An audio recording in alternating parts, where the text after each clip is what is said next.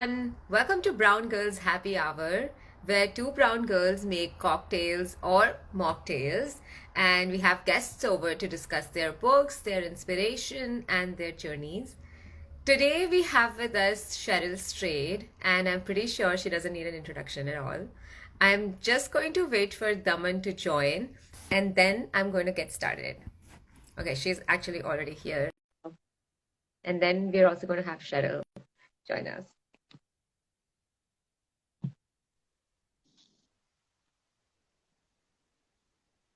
Hi, Hi, Kathy. Daman.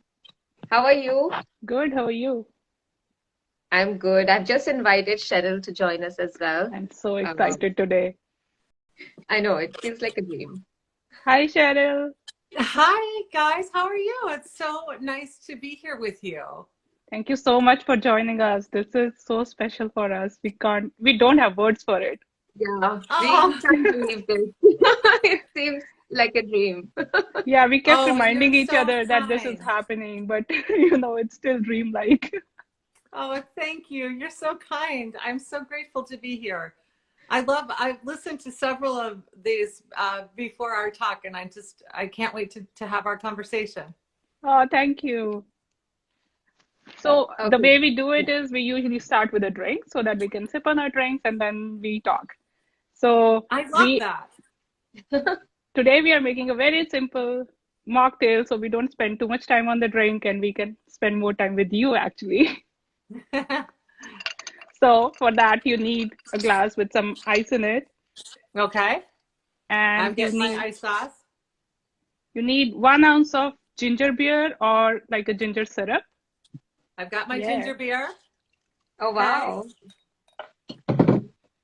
So 1 ounce of that, and then half ounce of lemon juice or lime juice. Okay. okay. I have my fresh lime. Nice.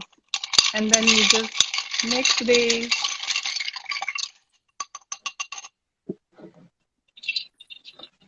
And All now the right. last step, you just top it off with some soda. I have my lemon flavored soda here. Okay. That's it. We're done. Here's to us. Cheers. Cheers. Cheers. And thanks to all of you out there who are watching this. I hope you're joining us in our delicious wild Yeah, mocktail. it is delicious. Oh Yeah, So, yum, this it's delicious. yeah. Cheryl, if you were to name this drink, what would you call it? Let's see. How about we call it a wild ginger? Oh, mm, nice. I love the wild in there. yeah. You got it. The, Mm. the great thing about writing a book called Wild is you can work that word into everything. And I must admit, I'm shameless in that way. I'm always like wild this, wild that, writing wildly, living wildly, loving Well, wildly. we are So fans of bragging about our own work, so we appreciate that. Yeah, we love it.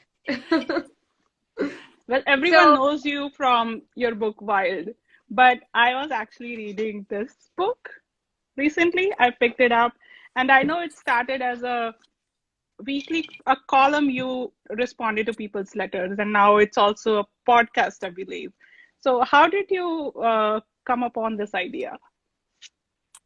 well, really, it wasn't even it wasn't my idea. When I first started writing the Dear Sugar column, I was asked by my friend Steve Almond, who at the time he wasn't a friend of mine, he was really an acquaintance of mine. And this I had started reading this website called The Rumpus, and it was about 10, a little more than 10 years ago. And I noticed this advice column that was written by this anonymous person, and I liked it. But I noticed he was hardly ever writing it. And so I wrote this Dear Sugar, a fan letter saying, I love your column. You should write it more often. And a few months later, I get this email from Steve Almond saying, I am the guy writing this Dear Sugar column, and your note is the only fan letter I've ever received. And he said, I don't want to write the column anymore. I'm just not that interested in it. Would you he said, I know your work, I know your writing, and I think that you would be the perfect person for it. He had read my first novel Torch, and he'd read some essays I'd published at that point. And he just said, I just have a feeling that you'll be good at this. And I just thought, oh, that sounds fun. I mean, it is fun to get letters full of people telling you about their struggles and their secrets and their sorrows. And so I said, sure. It paid nothing, zero. And I had never thought about writing an advice column before, but I started doing it. And what happened is, you know, I just decided when you get paid nothing, you can do whatever you want.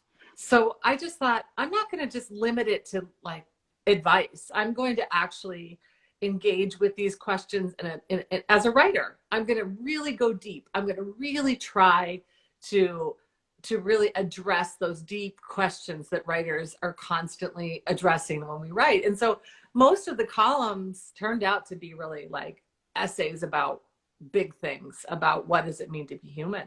And so people did online started sharing it with each other. And that's how Dear Sugar, you know, was born. And it was this little thing I did on the side that became a really big thing in my life. I'm still sugar. As you say, I'm still sugar. And it is, honestly speaking, sometimes very hard to read for me, because I feel like the book works like a mirror in some ways, like shows you really hard truths about yourself you maybe don't want to see sometimes. So, and I also feel like some people have really hard, sad stories sometimes. So, how do you take care of yourself while being helpful to them? That's a great question. And yeah, I mean, it's something that I've had to learn how to handle now over a long period of time, because like I said, so I started writing the column for the Rumpus back in 2011. And then it became the book, Tiny Beautiful Things. And then it was for a while a podcast that I co-hosted with Steve called Dear Sugars. And now I resurrected the column, like the old school column, on a Substack newsletter for subscribers. And so I've been doing one a month. And I get, you know, I never in all these 10 years stopped receiving letters from people. And so many times these letters are so full of pain, so full of fear, desperation, you know, sometimes, you know, true suffering. And what I've learned is this. I've learned this about myself as a writer and as an advice giver is, you know, I'm going to still feel that kind of burden of that pain. I'm going to always feel that sense of compassion for other people. But I think writing, like doing the work I do as Dear Sugar, in some ways, it lightens that load. It doesn't increase the load, it lightens it. Because I feel like I'm doing something to help. So, you know, I might have 1,000 letters for every one letter I actually answer, but I do feel like, you know, I'm not just helping one person when I answer a letter. I'm helping the many, many people who read the letter who say, oh my goodness, this is exactly what I needed right now. So, you know, it's in some ways, it's like I'm the kind of person who feels like doing at least something is better than doing nothing. And I feel sort of lighter every time I write another column. Right. Yeah, That's amazing. I love how you describe your journey. It's just started as like something that you were not getting paid for, and now it just becomes so big. And you know, Daman and I keep discussing among ourselves, like this podcast that we're doing. It's sort of like, you know, it comes from a very passionate place, like to give I guess, to read the books created by BIPOC authors, and you know, to discuss the books and help them, you know, maybe get forward with their books. You know, like helping them find a voice, I guess. But we're still seeing that, you know, there are so many things that have improved in this world where BIPOC authors can actually come on and write more books. But there's a lot of work that needs to be done even now. So we wanted to ask you, like, what are your, you know, like, what do you think about that? How can we, you know, like help other BIPOC authors come forward and write books and publish them? Well, I think that so many people, you know, there's so much power in people when it comes to books, when it comes to writing, whether it be writing on the internet or you know, traditional publishing in the form of books.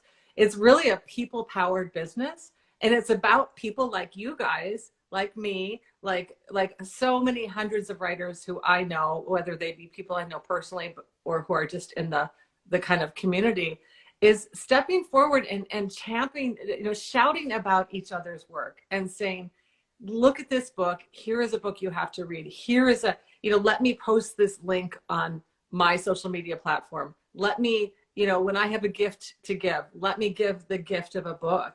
I think that it's interesting because it's kind of like, I think a lot of times we look at a problem in the world. I was one of the founding sort of organizers of this organization called VITA, Women in the Literary Arts. And what we were noticing is that women were being published in lesser numbers in prominent literary journals. And we said, okay, like we can't change this overnight, but what we can do is start talking about it, start featuring, start really advocating for putting women in more prominent places. And I think that that's exactly what you guys do in your podcast. You're saying, let's look at this, let's talk about this, let's bring this voice to the fore. And I do think that we all play a part in that. And especially those of us who are writers who have, like one of the greatest pleasures I have always had is to be the champion of our other writers. You just take a look at my calendar or look at my social media, and I'm, very often saying, read this book, look at this work, blurbing other people's books. I think that stuff makes a huge difference.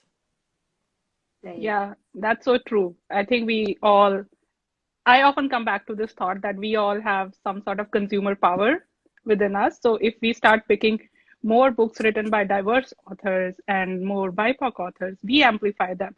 But we cannot just sit on the sidelines and complain that industry is not changing when we are not contributing towards that. Right. And it is about obviously amplifying those voices, but also just buying their books. I always say that, my sort of joke is always like, when I would talk about my own book, it's like, you don't have to read my book, just buy my book. And obviously I want people to read them, but go buy a book by a Black woman, go buy a book by an Asian writer. Like those are the things that are actually over time going to have a huge impact on that writer's career. Yeah, this comes back to something, Kathy, you and I have often discussed, like how when we start a new business as women, especially as women of color, we often find a lack of support. And by support, financial support is the biggest support you can give to somebody who's just starting something outright. So I wholeheartedly agree with your message, Cheryl, that we need to we need to put our money behind the people that we want to support. We cannot just be talking about it. Absolutely. And, another, obviously, the two of you have talked about this before too, and thought about this a lot before too. But, I think that the more we center the voices of women, whether it be women writers of color or just all writers of color, the more also we realize that the stories they tell are at the center in the same way that like we've always assumed throughout time that white male writers were the center, that we all could relate to their stories. The truth is we all can relate to all writers' stories, because all writers, regardless of the particular subject matter, the particular characters we're writing about, what we're always writing into is that universal, deep human experience, that we can see ourselves in people who have vastly different lives than us. That is just the truth. And I think sometimes that, frankly, a lot of white readers will think, oh, I won't relate to that book by a writer of color, and they're wrong. And so putting that work before that kind of, before as many readers as possible is going to start to, obliterate that story. Right. Yeah.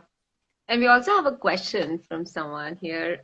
Otherwise Delightful is asking, the essay about desire completely guts me as a therapist. Have you kept in touch with any of the... Yeah. Yeah, Desiree. Okay. That is, so this is from Otherwise Delightful. Hi, Otherwise Delightful. So yeah, that is a Dear Sugar column called How You Get Unstuck. Do you remember that one, both of you? It's this woman No. wrote to me. She had had a miscarriage and she was grieving this and feeling really sort of heard by a lot of people, misunderstood by a lot of people around her. She was blaming herself and she was in pain. And she was saying, I'm stuck in this place of grief. And I told a story about when I was in my 20s, I worked as a youth advocate in this middle school and high school. I worked with teen girls who had really difficult lives. And, you know, I was really trying to kind of be as their advocate and mentor, really trying to help them feel empowered, even though all around them they were dealing with lots of very difficult things, poverty, you know, many of their parents were, you know, addicted to drugs and so forth. And I was trying to sort of help them see their own power and their own strength. And this young woman, Desiree, you know, really went from a really difficult life and grew up. And when I ran into her years later, she was working at the Taco Bell. And she said to me, you know, I made it. I really did. And it was such a beautiful, powerful moment. I haven't seen Desiree since then.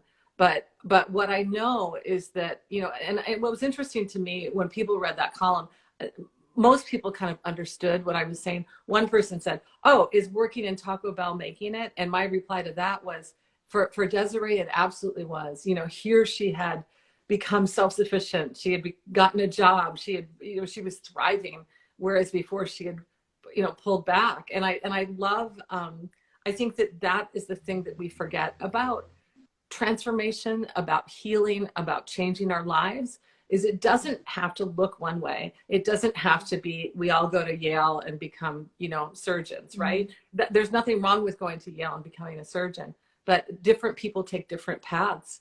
And one person's mountaintop might be working at Taco Bell.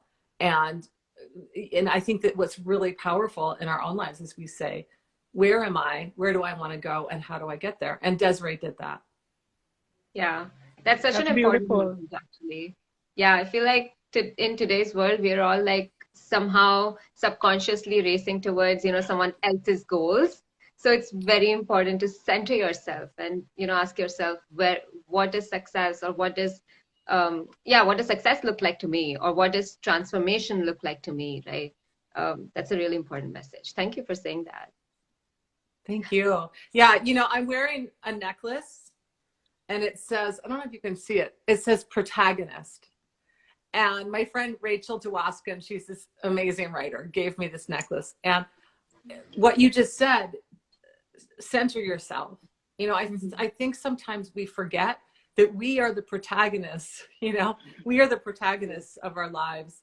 And it is up to us to set our course. And of course, you know, our lives are going to be original. They're not going to be necessarily following a prescribed path. And very often when we think we have to follow a path that was set for us by somebody else, we're not happy because we feel, you know, like we're following orders instead of living our lives. Yeah. Yeah, that's I agree. True. And I'm going to remember that protagonist for myself going forward.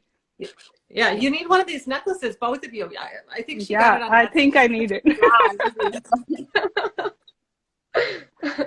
So Cheryl, how has it been during COVID? Have you been writing on something new?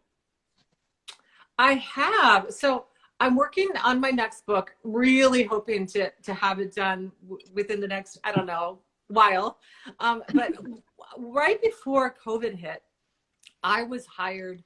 I can't give you the details, but what I can tell you is I was hired by this wonderful team of producers and a director and an actor to write a feature-length screenplay about a famous woman who is now dead. And I can't say her name. I can't be public about it yet, but I did write this screenplay, wrote 3 drafts of it. It's making its way through Hollywood now. And hopefully the movie will get made. Who knows? But it was really cool because I've done some script writing before, but it's not my kind of first love. And so I really sort of learned, I went back to kind of the schoolhouse really in some ways, and taught myself really how to write a script. I did that. I resurrected the Dear Sugar letters as a Substack newsletter. That's been really interesting. And I've been working on my book, which is a memoir, my next book. Oh, yay. I can't wait for that. Yeah, it will be amazing to read it. Thank I'm you. so excited. Yeah, I think we have one more question from Rebecca Buttons to it. It's actually weird. Like, I don't know, I can't read long questions on Instagram. I don't know how to do that. But she says, Cheryl, so much of your work is about your good and loving mother. Any advice for those of us who still, and now I can't read it because Instagram is Still Yeah, have you read the mothers. long question. I yeah. can read a few more words than you. It says, any advice for those of us who still have mothers in our, then it cuts off, and I'm guessing would be lives after that. Yeah. Okay. So now suddenly okay. Any advice for those of us who what? Maybe still, Rebecca, could you write it in the comment? We see so much of your work is about your good and loving mother. Any advice for those of us who have mothers in our lives who are not so great? Oh, I'm so sorry. That's one of the greatest lessons in my life really has come from having my books in the world and getting to have these conversations with other people. And one thing I learned, first of all, is the way that I grieved my mom and the way I love my mom long after her death is so many people relate to that. Like, so many other people have lost someone they love dearly and they understand my grief. Another layer of things that I've really learned from those people who in the mother loss community are that there are ways that you can lose your mom where she's still alive, but she's lost to you. That she's not a great mom because of addiction or mental illness or some other break in that bond. And I think it's a very different kind of loss, but it's a tremendous loss nonetheless. And, I relate to that. I mean, I have that with my father. I have a biological father who is alive, and I don't have a relationship with him, and I haven't. And what I can say to you, Rebecca, is just, it's like any kind of suffering in our lives, that we have to find a way to survive it.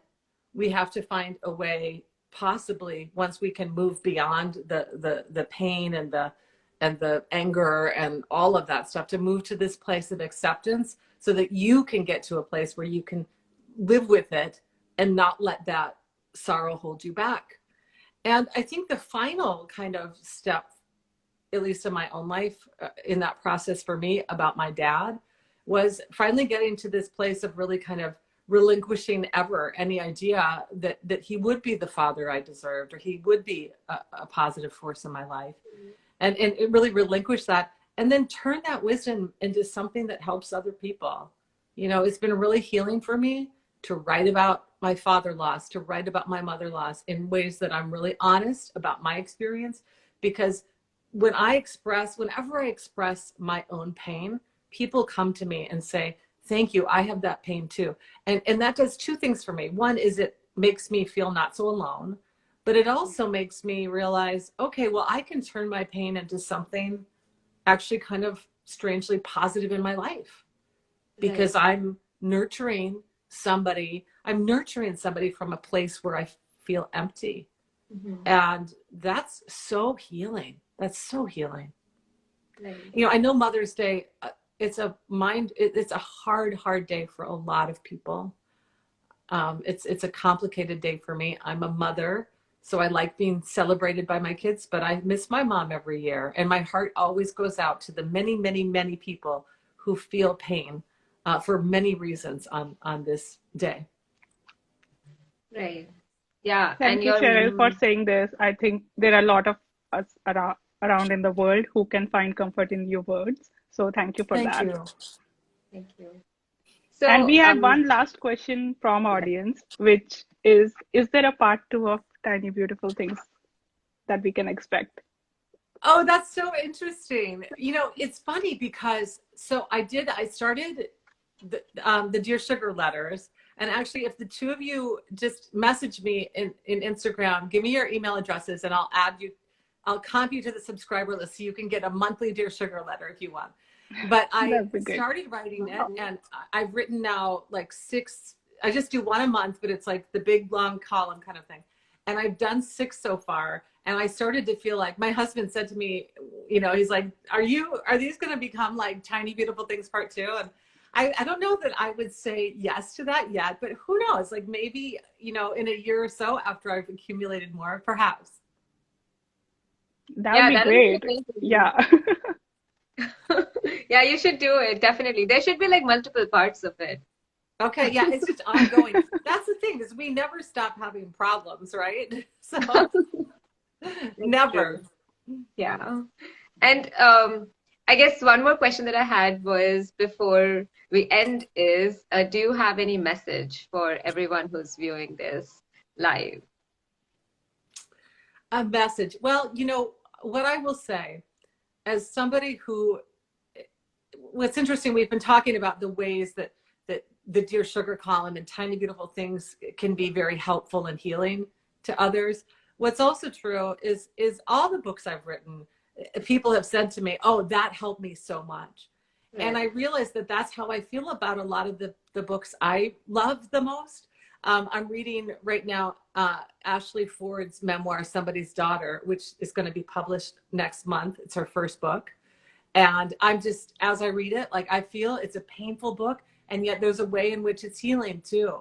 I just finished reading Alison Bechdel's new graphic memoir, The Secret to Superhuman Strength. Healing. And I think that is, to me, the power of literature, is it shows us to ourselves. And so it makes us feel less alone. It shows us a way forward, and I think that is so much like my message to everyone is, books will save your life.